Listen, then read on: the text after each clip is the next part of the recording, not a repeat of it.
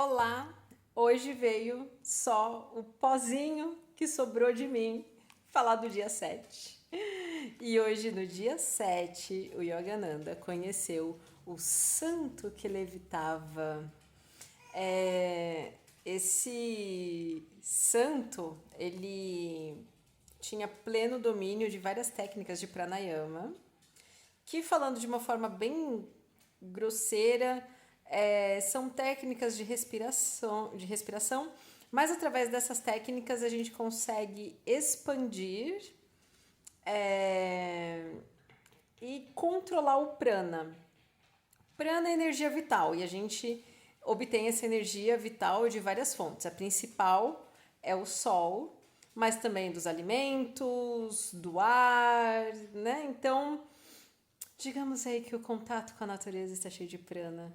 E os yogis, eles têm aí uma facilidade de manipulação do prana. E aqui quando eu falo yogi, não é nós praticantes de yoga aqui, meros mortais. Estou falando yogis, aqueles homens que dedicam a sua vida a uma vida de yoga, de meditação, de contemplação, a uma vida de união com o divino, né? Então é esse yogi que eu estou falando. E um amigo do Yogananda falou assim: Ah, você já viu o santo que levita, tal, não sei o que lá. E o Yogananda falou assim: Um velho amigo meu. Porque o Yogananda sempre ia lá visitar esse Swami e ouvir as palestras dele. Enfim, uma coisa que é muito interessante é que esse Swami foi o primeiro a trazer informações sobre o Ocidente para o Yogananda, no sentido de começar a colocar ali uma sementinha, um indício de que no futuro Yogananda viria aqui para o Ocidente, né? E ele fala que tanto o Oriente quanto o Ocidente precisavam de uma disciplina yogi para alcançar aí, né, uma espiritualidade, enfim, para sua própria evolução como sociedade. E que essas práticas yógicas deviam ser feitas com disciplina, já meio que instruindo ali o Yogananda do que seria o futuro dele, né? Mas isso vai ser mais lá pro meio do livro. E ele foi o primeiro a falar para o Yogananda isso, falar sobre a necessidade do Ocidente de conhecer o Yoga. E um outro ponto que eu achei bem interessante é que esse Swami, ele tinha muito dinheiro, né? Ele vinha de uma família muito rica. E aí um dos discípulos fala, e o senhor teve coragem de deixar todo esse dinheiro por conta da prática espiritual? E aí ele fala, não, eu troquei umas meras rúpias pela maior riqueza que um homem pode ter. E aqui é só um cuidado, porque muitas pessoas podem ler e pensar assim, dinheiro não presta, dinheiro não vale nada, eu vou largar tudo porque eu não preciso de muito dinheiro. E não é nada disso. A gente precisa de dinheiro para viver. O grande, porém, é o que você faz com o dinheiro, né? E o que é essa busca desenfreada por dinheiro e poder, que geralmente está os dois juntos, né? Em alguns casos, te torna. Não tem problema nenhum você ter dinheiro, ser rico, milionário, trilhardário. O problema é como você se apega a uma felicidade que não é duradoura.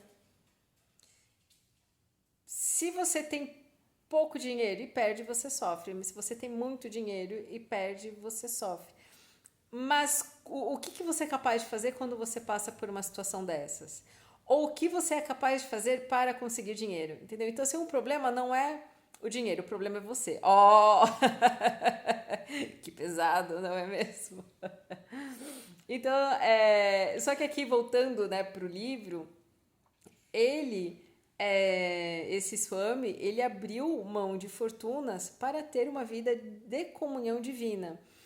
E um outro ponto, não é que um exclui o outro, de jeito nenhum, porque tanto o Lahiri Mahasaya, que era o guru dos pais do Yogananda, que foi lá nos primeiros capítulos, ele era um homem que tinha família, ele era casado, ele trabalhou, e ele trabalhou até conseguir a aposentadoria dele. Então, e ele veio justamente com essa missão de ser um homem que tinha dinheiro, que tinha família e que mesmo assim alcançou altos níveis da vida espiritual para desmistificar isso, né? Porque a gente tem que olhar o cenário lá também, né? Índia, desde milhares de anos atrás, né? Ou você escolheu o caminho da renúncia ou escolheu o caminho do casamento. E o Lahiri Mahasaya veio mostrar que a vida espiritual é para todos, inclusive as pessoas, né, que tinham aí essa senda familiar, né? Tipo, eu posso ter família, eu posso cuidar das coisas do mundo, né? Trabalhar, pagar conta e mesmo assim ter uma prática espiritual de muita qualidade. Um outro detalhe agora que eu lembrei é que nesse capítulo esse Swami fala de uma poetisa que foi uma mulher renunciante, uma sannyasin, né? Uma mulher aí que, assim como os monges, renunciou a tudo para viver em comunhão divina. E no início do yoga, né, que começou ali com os Nat Yogis, mulheres não podiam praticar. Mulheres não. E aqui eu não estou falando de prática física.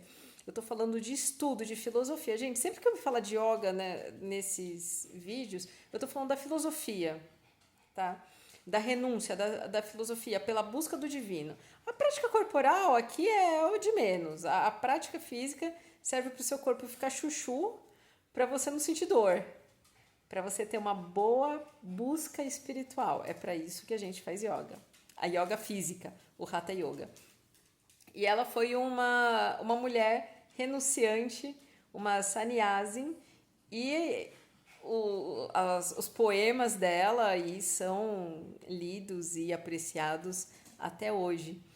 E ela batia muito de frente com os homens que iam ali colocar em xeque, né, a posição dela como mulher e buscando a vida com Deus. Então isso é muito interessante. Tem mais coisa para falar sobre esse papel das mulheres e tradições, mas quem sabe eu faço um vídeo à parte, fora aqui do livro do Yogananda. Então é isso, queridos. Bom descanso a todos. E amanhã, capítulo 8. O que será que vem, hein?